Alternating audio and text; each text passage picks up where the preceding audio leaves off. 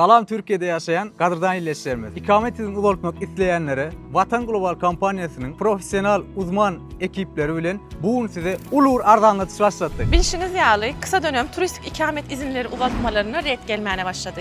Vatan Global kampanyası profesyonel ekibi bilen sizin yaşınıza ve Türkiye geliş vaktinize ve ikamet türünüze göre analiz edip size ikamet izniniz red gelmez yağlı maslahatlar verir ve ikamet izninizi alır. Ve bu karmaşık işlerinizi April ayının sonuna çenli yörükte sizin için 2990 lira yerine 1490 lira ardanatış edildi. Giyeceği alman ikamet izninizi uzatma yaptırın.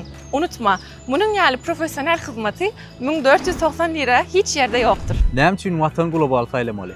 Köp yıllık tecrübemiz bilen Türkiye'de yaşayan kaçak durumda için vatandaşlarımız 2017, 2018, 2019 yıllarında köp vatandaşlarımız Ermenistan ve Azerbaycan yurtlarına gir çıkış yaptırıp riske dönümlerin ikamet almalarına kömek ettik.